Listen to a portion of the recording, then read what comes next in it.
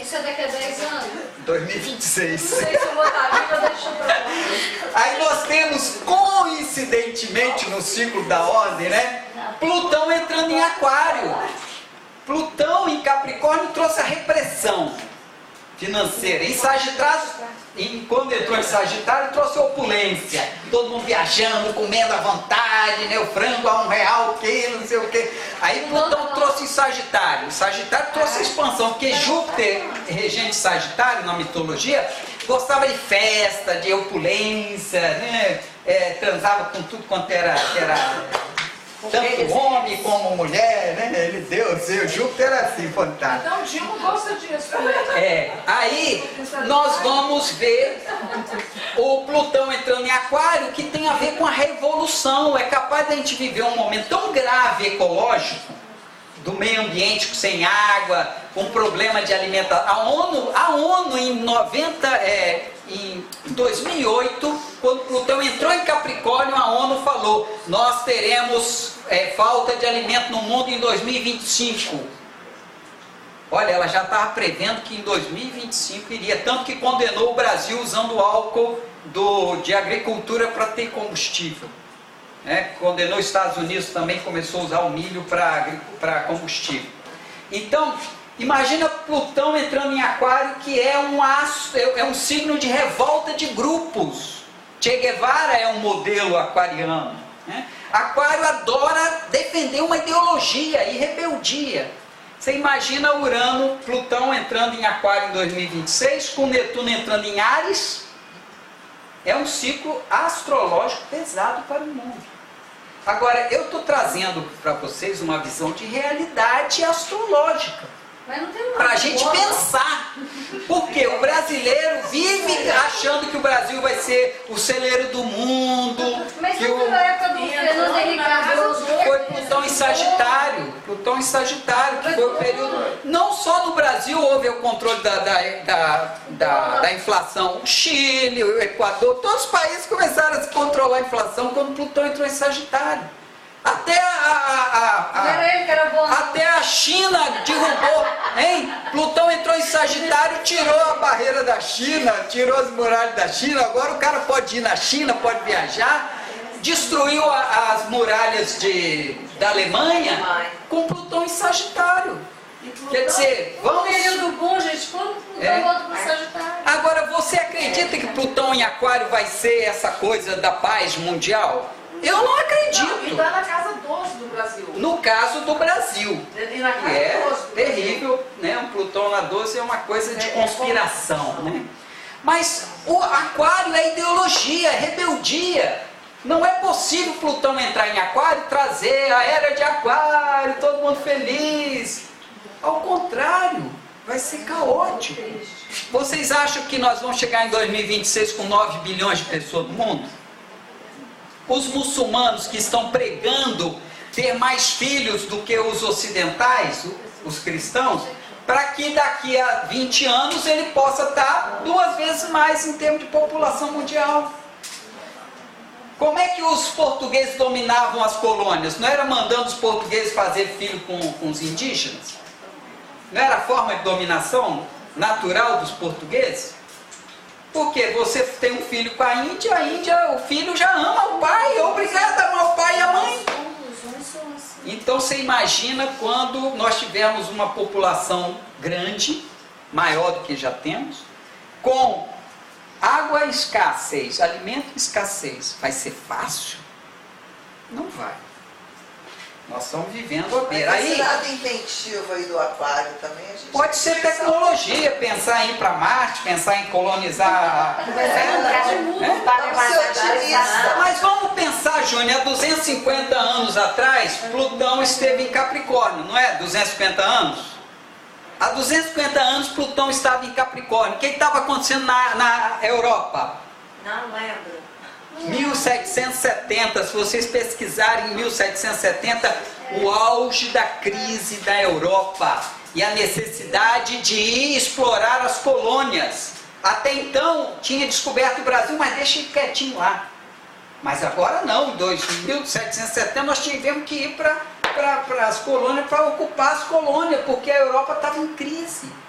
E há 500 anos atrás, ou seja, outro ciclo de Plutão, o que aconteceu na Europa? Também crise econômica, obrigando as navegações, vão buscar outros continentes, que a coisa aqui está preta. Veio, né? Eles... Então, eu assim, quero te dizer que existe o livre-arbítrio, né? Existe o livre-arbítrio, né? Segundo a nossa cultura. Eu não acredito em livre-arbítrio. Tá? Porque eu pego um mapa astrológico de pessoas, há mais de 26 anos eu faço um mapa astrológico. Não teve uma pessoa que chegou a ver assim, eu não sou nada disso. Não tem nada a ver esse mapa, não. A única vez que aconteceu de um casal que eu fiz a análise do casal, eu falei, rapaz, casa com essa moça, que essa moça é maravilhosa, vocês têm uma compatibilidade fantástica. E foi uma pauleira o relacionamento. Ele falou, Paulo, o que é? Eu falei, rapaz, me dá os dados de novo. Fiz os dados, falei, não, tá, tem algo errado. Vocês têm que ter uma sintonia fantástica. Foi pressionar a mãe da menina, a mãe ficou nervosa. Era adotada, ela mudou a data na certidão para a mãe original não encontrar a menina. Aí fiz o mapa astrológico. Fez uma confusão. Fiz o mapa astrológico da menina. E, puta, era completamente incompatível o casal. Um fato curioso é que aconteceu ano passado. Eu fiz um mapa astrológico de um rapaz em Colatina de 28 anos de idade, ano da minha filha nasceu. Aí eu olhei o mapa dele, falei tudo lá, 1 hora gravando, né? E falei, olha, o nascimento dele foi traumático, quase morreu, não sei o quê, pelo mapa natal. Aí a mãe assistiu o mapa antes de dar para o filho e ligou para mim, Paulo, tudo deu certo, menos o nascimento dele. Porque eu sou pediatra, eu sou obstetra, eu assisti o parto, eu estava consciente, não aconteceu nada. Falei, tá bom, vai ver que é para eu aprender alguma coisa, né? No outro dia de manhã tinha um textinho lá no WhatsApp, Paulo, a respeito do nascimento, eu perguntei às minhas irmãs mais velhas, elas falaram que os médicos, quando viram que o neném estava quase morto, deram injeção para eu apagar. Eles só me voltaram quando já estava tranquilo, né? Já tinha regularizado. Então, quer dizer, um momento de parto, de trauma, de morte no parto. Aí, minha sobrinha nos Estados Unidos ia ter neném. Aí, à noite, eu, ei, Thaís, que horas vai ser o seu parto? 8 horas. E aí, acontece no horário, isso é assim, aqui eles marcam 8 horas, começa 8 horas, porque eu ouvi que 9h15 ia ser traumático. Aí, no outro dia, nasceu o menino, eu falei, minha irmã, que hora foi? Aí ela falou, nasceu 9h16. Não adiantou nada do seu astrólogo. Plutão, conjunção, Plutão, a médica dela, porque aí 24 horas depois ela entrou no ar, né, a minha sobrinha, eu falei, Thaís, por que aconteceu só 9h30? Aí ela falou, porque a médica se embolou no trânsito e chegou. Aí eu falei, e o que aconteceu de esquisito no parto? Que o nascimento dele mostra uma tendência à morte no parto. O médico botou a seringa, né, a anestesia lá, e entrou a ar e ela teve embolia, foi parar no UTI, o neném nasceu tranquilo, mas a mãe quase morreu. Aí meu filho, minha filha ia ter neném em novembro. Aí Johnny quer que eu olhe o mapa. Eu falo, não, Johnny, Deus já sabe o melhor horário que o neném nascer, deixa ele nascer na hora que nascer. Ela queria parto normal, em casa, dentro da piscina, né? Aí a doula, você sabe o que é doula, né? Que cuida do parto, lá acompanha. A doula me ficou, eu era o único da família que sabia que ia ser em casa, porque a mãe ia endoidar, a avó ia endoidar, então eu era o único que aceitava isso como normal, né? Até levei minha filha para conversar com uma parteira lá em Regência, que teve mais de 1.500 partos, nunca perdeu um neném. Aí eu fiquei assim, aí chegou lá no WhatsApp, lá tem assim a fotozinha lá, não sei o que, mostrando o horário que nasceu. Eu fiz o mapa, puta que Plutão, condição exata com ascendente em Capricórnio. Fiquei na minha assim, deixa que daqui a pouco eu fico sabendo. Aí quando minha filha, entrei em contato com ela, não entrei em assunto disso, porque logo depois, né? Aí 24 horas depois eu liguei para ela. Ei, filha, você 24 horas já mãe, né? Que legal. Tá tudo bem, você tá bem, neném tá bem? Tá tudo bem. Filha, agora conta, o que aconteceu de esquisito que o mapa mostra a tendência a risco de morte no nascimento? Não, pai, não aconteceu nada não. Eu falei, filha, você pode contar isso para sua mãe, para sua avó, para suas tias, mas para mim você não pode esconder porque eu estou vindo. Ah, pai, só ontem à tarde que eu fiquei sabendo que o cordão era pequeno, o neném demorou mais de 40 minutos para nascer, foi esticando o cordão, foi ficando roxinho e elas não desesperaram, mas sabia que o negócio estava crítico. Terminou de nascer, já tirou ela da piscina, levou no quarto lá, botaram oxigênio, ó, vamos ajudar ele a nascer, a respirar, porque ele sofreu muito para nascer. Aí quer dizer, é visível no mapa. Então o mapa astrológico é a realidade que acontece, só que nossa capacidade de interpretação, ela é limitada. Eu disse para a Júnia essa semana, nós temos e Silvia vai entender bem aqui, ó. Nós temos um mapa astrológico. Além do mapa astrológico, tem um movimento que estava antes do mapa nascer, ou seja, antes da criança nascer, tem todo um movimento. É o casamento do pai, como o pai conheceu a mãe, tudo isso já está sendo preparado para aquele momento do nascimento da criança. Aí, quer dizer, toda essa configuração, você vê no mapa natal como é que a pessoa é, a gestação dela. Se o pai estava com problema de dinheiro, se o pai estava com medo do futuro, se a mãe estava com medo do futuro, se a mãe estava reprimida. Eu olho no mapa astrológico com Júpiter, quadratura Mercúrio. Aí eu falo para a pessoa assim, a sua mãe estava vivendo num ambiente social hostil quando você nasceu, quando você estava sendo gerada. A gestação foi num ambiente hostil, ela não podia falar o que pensava.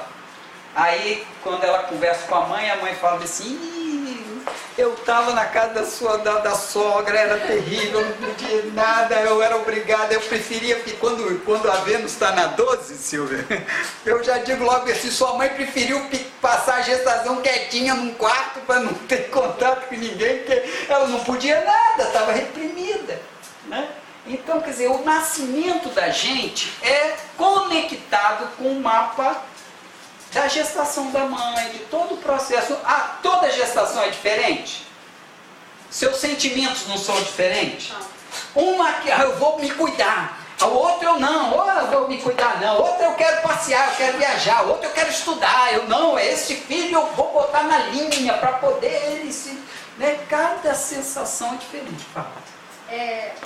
Eu li, né, acho que é um livro da Linda Gurman, que os escorpianos, quando nascem, eles precisam ocupar o lugar do tempo no mundo. Então, no prazo, acho que de um ano, antes ou depois, morre alguém na família. Todas as pessoas da minha família que nasceram escorpianas, aí eu fui fazer a linhagem e a história. Realmente aconteceu. Sim, esse fato. Mas isso acontece mesmo? E por quê? Porque o escorpião é o signo da transformação, da mudança. Da morte, né? Da química. Morte. Eu não entendo assim. Por que esse aspecto? Por que isso acontece?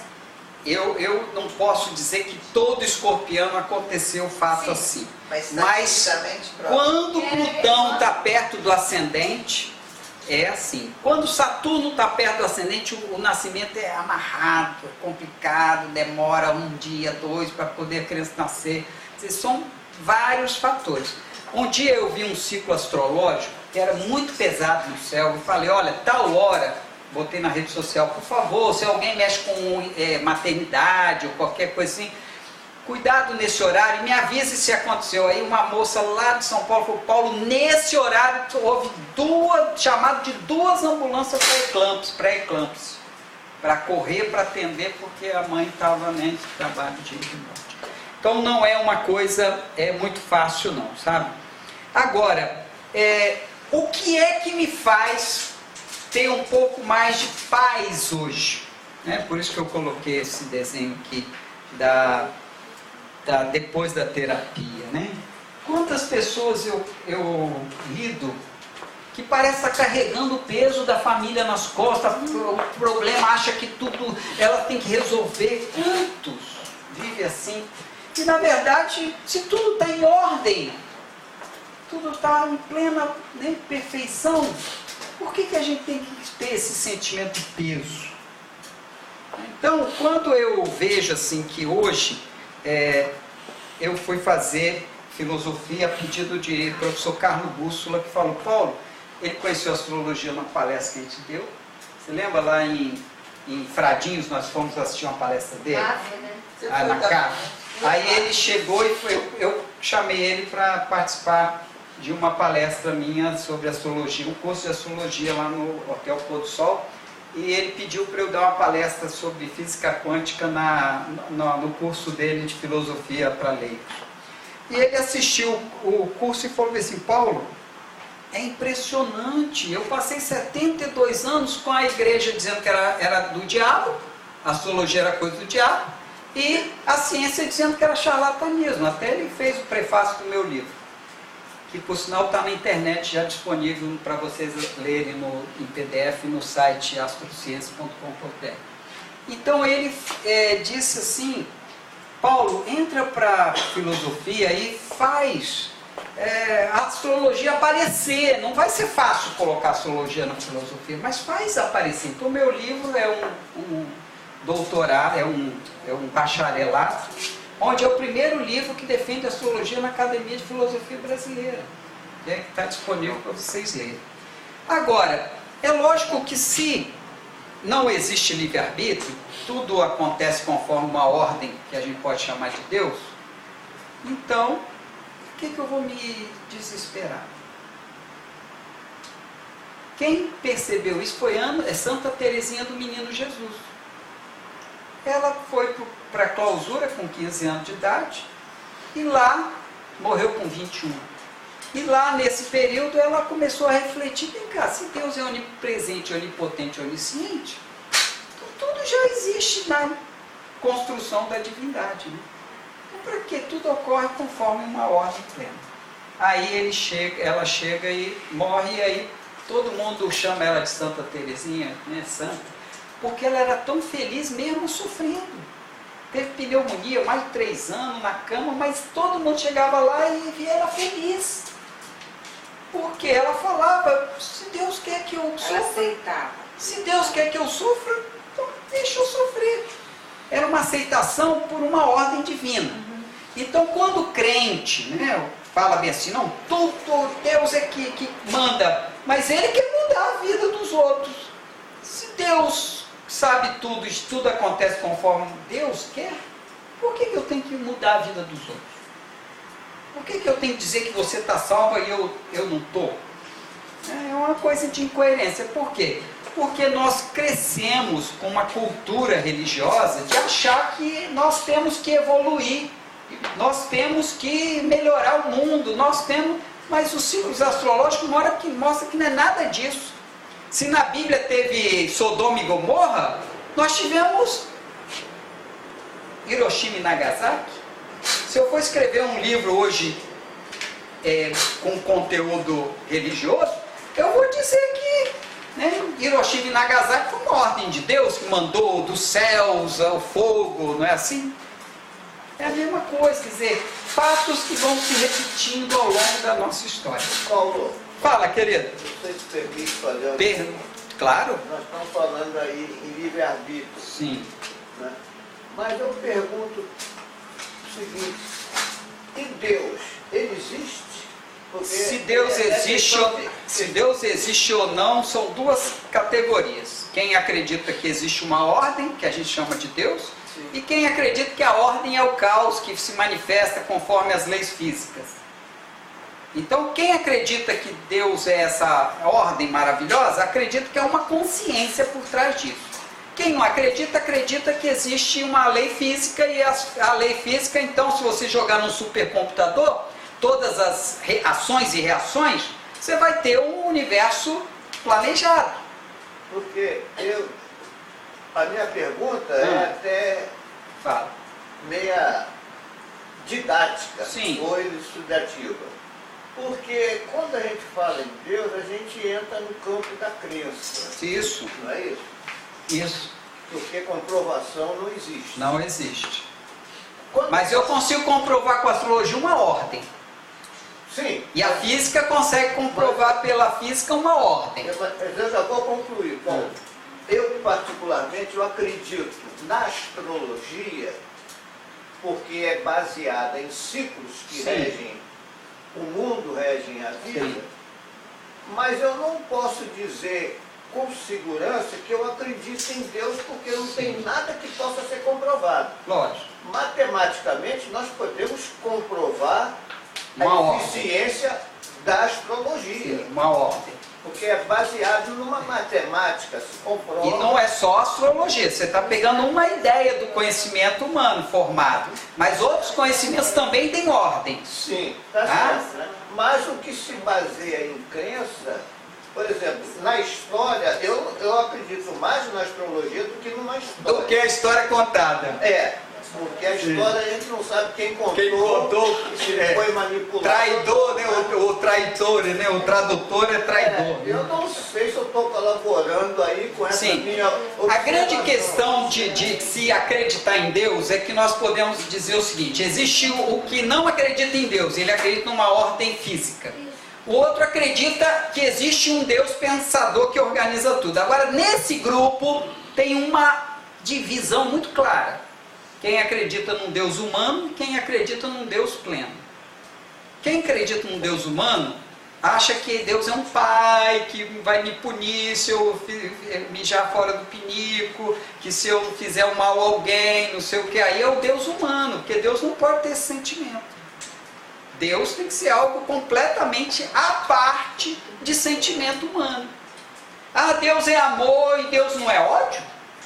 Estranho.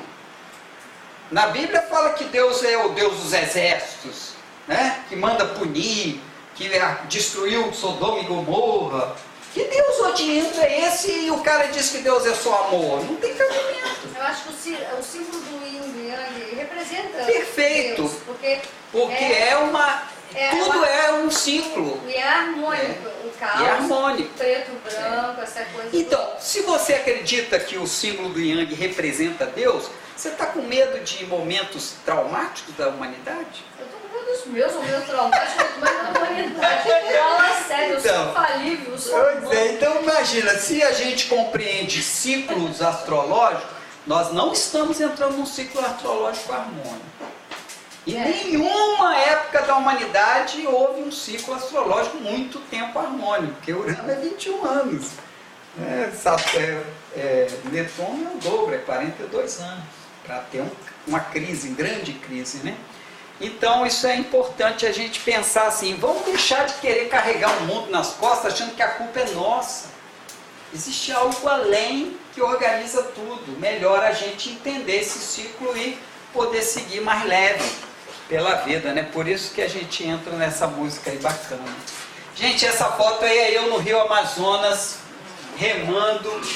E esse é um momento que me trouxe uma paz muito grande. 5 horas da manhã nós acordamos e começamos a remar, eu e mais um cara, para remar 800 quilômetros, né? 12 dias remando no Amazonas. Sem saber, ele falava assim, onde nós vamos dormir? Eu falei, rapaz, onde nós vamos dormir, Deus já preparou, vamos seguir adiante, vamos remar. Eu tenho os mapas aqui, mas se eu vou seguir os mapas, nós pegamos uma tempestade em Óbidos, assim, deu me agarrar nos matos da beira do rio, e aquele ventania, trovão, quanto é lá. Como eu estava feliz naquele momento. Então vamos lá cantar essa música para a gente encerrar nosso bate-papo e a gente vai ter outros bate-papos, tá? A ideia é a gente fazer de novo esse momento aqui, né, esse local, essa igreja, né? Você leu aquela parte da igreja? Não. A paz invadiu o meu coração, de repente me encheu de paz, como se o vento de um tufão arrancasse meus pés do chão, onde eu já não me enterro mais. A paz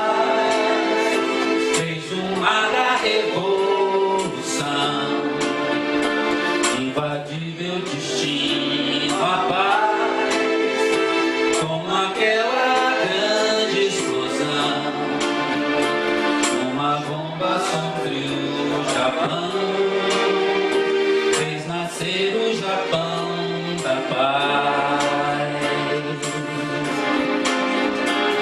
Eu pensei em mim, eu pensei em ti, eu chorei por nós. Que contradição, só a guerra faz nosso amor e paz. Eu vim parar na beira do cais, onde a estrada chegou ao fim, onde o fim da tarde é lilás, onde o mar arrebenta em mim, o lamento de tanto